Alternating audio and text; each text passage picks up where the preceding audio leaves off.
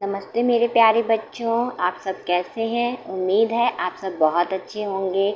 आपने मेरी कहानियाँ सुनी, आपको मेरी कहानियाँ कैसी लगी प्लीज़ मुझे कमेंट करके ज़रूर से बताइएगा। आज मैं आपको जो कहानी सुनाने जा रही हूँ वो है एक जादूगरनी की कहानी।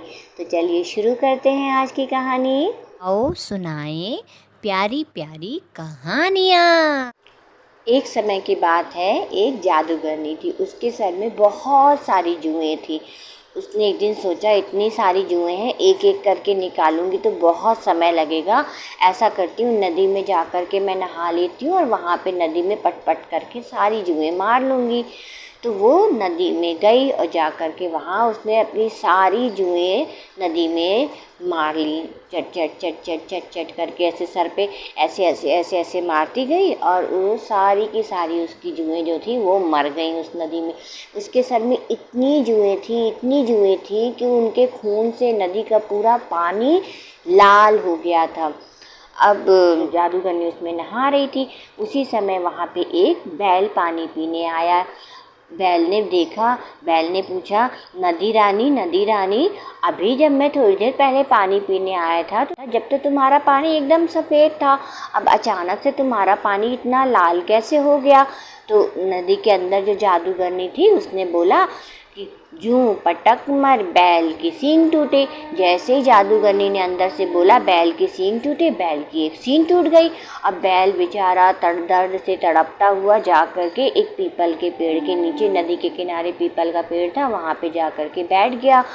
पीपल के पेड़ ने देखा कि बैल की सींग टूट गई। पीपल के पेड़ ने पूछा बैल से, बैल भैया, अभी थोड़ी देर पहले तो तुम्हारी सींग बिल्कुल ठीक थी, जब तुम यहाँ पे घास चर रहे थे, ये तुम्हारी सींग कैसे टूट गई। तो बैल के अंदर जादूगरनी का जादू आ गया था। उसने बोला, यूं पटक मार बैल की सींग टूटे, पीपल के पत्ते झड़े। जैसे ही बैल ने बोला पीपल के पत्ते झड़े, पीपल के पेड़ के सारे पत्ते झड़ गए। अब पीपल का पेड़ एकदम बिल्कुल सूख गया, पूरे पत्ते उसके झड़ गए थे। उस पीपल के पेड़ पे एक कौवे का घोंसला था। वो अपने बच्चों के लिए दाना लेने के लिए उड़ के गया हुआ था। जब वो वापस लौट कर के आया, उसने देखा, अरे ये पीपल के पेड़ के सारे पत्ते कहाँ झड़ गए। उसने पीपल के पेड़ से बोला, पीपल भैया, अभी थोड़ी देर पहले तो तुम्हारे सारे पत्ते थे, ये तुम्हारे पत्ते कैसे झड़ गए, क्या हो गया ऐसे अचानक से। तो पीपल ने बोला, जूं पटक मर बैल की सींग टूटे, पीपल के पत्ते झड़े, कौआ काना। जैसे ही पीपल के पेड़ ने बोला कौआ काना, कौए की एक आँख फूट गई। अब वो कौआ जो था वो बड़ा दर्द से तड़पने लगा, उसको बहुत दर्द हो रहा था। फिर वो उड़ता उड़ता एक बनिया की दुकान में जा कर के बैठा। उस दुकान बनिया के यहाँ वो रोज़ जाया करता था और वहाँ से उसको जो भी खाने की रोटी मिलती थी या खाने के लिए जो भी मिलता था वो अपने लिए और अपने बच्चों के लिए लेकर के आ जाया करता था। तो जब वो वहाँ जाके बनिया की दुकान पे बैठा तो बनिया की नज़र पड़ी उस पे। उस बनिया ने पूछा कि कौवे क्या हुआ तुमको, तुम बिल्कुल ठीक थे, अभी कल जब तुम आए थे तो कल तो तुम बिल्कुल ठीक थे, आज तुम्हारी आँख को क्या हो गया कि कैसे फूट गई। तो कौआ बोला, जूं पटक मार बैल की सींग टूटे, पीपल के पत्ते झड़े, कौआ काना बनिया दीवाना। जैसे ही कौए ने बोला बनिया दीवाना, बनिया बिल्कुल एकदम पागल हो गया, अजीब सी हरकतें करने लग गया, सबको डांटने लगा, दुकान का सामान फेंकने लगा, इधर उधर होने लगा और उल्टी पुल्टी हरकतें करने लगा, पागलों की तरह बाल नोचने लगा अपने, ऐसे अजीब सी हरकतें करने लग गया। उसी समय पे उस दुकान में एक तेली तेल लेने आया। तो तेली ने जब बनिया की ऐसी हालत देखी तो उसने पूछा बनिए से, बनिया भैया ये तुमको क्या हुआ, कल जब मैं तेल लेने आया था तो तुम बिल्कुल ठीक थे, आज ये क्या हो गया तुमको, ये कैसी हरकतें कर रहे हो। तो बनिया ने बोला, जूं पटक मार बैल की सींग टूटे, पीपल के पत्ते झड़े, कौआ काना बनिया दीवाना, तेली लंगड़ा। जैसे बनिया ने बोला तेली लंगड़ा, वैसे ही तेली की एक टांग टूट गई। अब वो बेचारा बहुत उसके दर्द हुआ पैर में। फिर वहीं पास में एक लकड़ी पड़ी हुई थी, तो वो उस लकड़ी को उठा करके और उसके सहारे से अपने घर की तरफ जाने लगा।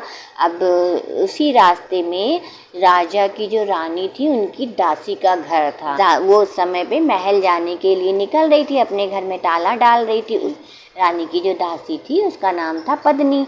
तो उसने जब तेली को लंगड़ाते हुए जाते देखा, तो उसने पूछा कि क्या हुआ तेली भैया, तुम ऐसे लंगड़ा लंगड़ा के क्यों चल रहे हो, तुम्हारे पैर में कैसे चोट लग गई। तो तेली ने बोला, जूं पटक मर, बैल की सींग टूटे, पीपल के पत्ते झड़े, कौआ काना, बनिया दीवाना, तेली लंगड़ा, पद्मिनी पादे। अब जैसे ही उसने बोला पद्मिनी पादे, पद्मिनी ने पादना शुरू कर दिया। अब वो बेचारी महल में बोल कर तो आई नहीं थी छुट्टी के लिए, अब महल तो जाना जरूरी था। वो जैसे तैसे पादते पादते महल पहुंची। अब जब वो महल पहुंची तो महल में मार पूरी बदबू बदबू, इतनी गंदी बदबू कि बर्दाश्त करना मुश्किल। रानी के महल के पास जब वो पहुंची तो रानी ने अपनी दासियों से कहा, ये कैसी गंदी बदबू आ रही है, कौन है, कौन आया है, ले करके आओ उसको मेरे सामने, जो इतनी गंदी बदबू जिसने फैलाई है। तो पद्मिनी पहुंची रानी के सामने। रानी ने पद्मिनी से पूछा, क्या हुआ पद्मिनी तुमको, क्या ये तुम गंदी गंदी पूरी बदबू फैला दी तुमने पूरे महल में। तो पद्मिनी के ऊपर तो जादूगरनी का जादू आ गया था। उसने बोला, जूं पटक मर, बैल की सींग टूटे, पीपल के पत्ते झड़े, कौआ काना, बनिया दीवाना, तेली लंगड़ा, पद्मिनी पादे, रानी नचनी। अब जैसे ही पद्मिनी ने बोला रानी नचनी, रानी को पता नहीं क्या हो गया, वो एकदम नाचना शुरू कर दिया। उसने नाचते नाचते, मतलब सोचो पूरे महल में नाच नाच के उसने पूरी एकदम हालत ख़राब कर ली अपनी। और कितना सबने कोशिश करी कि रानी को रोक दें, लेकिन रानी नाचने से रुक ही नहीं रही थी। अब ये खबर राजा के पास पहुंची कि राजा जी, पता नहीं महारानी को क्या हो गया है, वो नाचे जा रही हैं। राजा आए रानी के पास।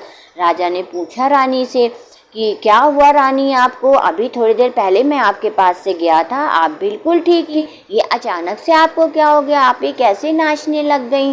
तो रानी के ऊपर तो जादू आ गया था जादूगरनी का। उसने बोला, जूं पटक मर, बैल की सींग टूटे, पीपल के पत्ते झड़े, कौआ काना, बनिया दीवाना, तेली लंगड़ा, पद्मिनी पादे, रानी नचनी, राजा ढोल बजाए। अब जैसे रानी ने बोला राजा ढोल बजाए, राजा ने वहीं पे एक ढोल रखा हुआ था, उसको उठाया और बस बजाना चालू कर दिया। अब हो गया पूरे राज्य में हाहाकार मच गया। वहाँ राजा ढोल बजा रहे हैं, रानी नाच रही है, पद्मिनी पाद रही है, सब एकदम परेशान हो गए हैं। और तेली की टांग टूट गई है, बनिया पागलों की तरह हरकत कर रहा है, नदी का पानी लाल हो गया है, पक्षी जानवर सब परेशान है, पेड़ पौधे सूख रहे हैं। तो ये खबर जो थी वो राजा के जो राजगुरु थे, पहले के समय में राजाओं के जो गुरु हुआ करते थे, वो हमेशा उनके साथ रहा करते थे। तो ये राजगुरु के पास ये खबर पहुंची। उन्होंने बोला कि पता करो कि कैसे इसकी शुरुआत हुई। तो जो वहाँ पे जो मंत्रीगण थे, उन्होंने पता किया, तो जा कर के ये पता चला कि ये नदी का पानी लाल हुआ था, उसमें तो वहाँ से ये शुरुआत हुई है। तो जो गुरु जी थे, राजगुरु जी थे, वो उस नदी के पास पहुँचे। जब वो नदी के पास पहुँचे तो वहाँ उन्होंने देखा उस नदी का पूरा पानी एकदम लाल हो गया था। फिर उन्होंने ऐसे अपनी आँख बंद करी तो उनकी आँखों के सामने सब कुछ उनको दिखाई देने लगा कि एक जादूगरनी ने अपने सर की जुएँ जो हैं इस नदी में मारी हैं, जिसके कारण इस नदी में उस जादूगरनी का जादू आ गया और उसके बाद में ये सारी समस्याएं शुरू हुई हैं। तो राजगुरु जो थे उन्होंने मंत्र पढ़ा, जिससे कि जादूगरनी का जादू जो था वो पूरी तरह से ख़त्म हो गया। और जैसे ही वो मंत्र समाप्त हुआ, वैसे ही सब कुछ ठीक हो गया। राजा ने ढोल बजाना बंद कर दिया, रानी ने नाचना बंद कर दिया, पत्नी ने पादना बंद कर दिया, तेली की टांग सही हो गई, बनिया बिल्कुल फिर पहले जैसा अच्छा हो गया। कौवे की भी दोनों आँखें ठीक हो गईं। पीपल के पेड़ के सारे पत्ते आ गए और जो बैल की सींग टूटी थी वो सींग भी बिल्कुल सही हो गई। नदी का जो पानी लाल हुआ था वो भी फिर से सफ़ेद हो गया और उस जादूगरनी के सर पे वापस से सारी जुएं आ गईं। फिर सब लोग उस राज्य में खुशी खुशी रहने लगे। तो जो आपको मेरी ये कहानी कैसी लगी, उम्मीद है पसंद आई होगी। तो प्लीज़ अगर आपको मेरी ये कहानी पसंद आई हो तो मेरे चैनल को लाइक करिए, सब्सक्राइब करिए, ताकि मैं ऐसे ही प्यारी प्यारी कहानियाँ आपके लिए लाती रहूँ। Okay bye, thank you.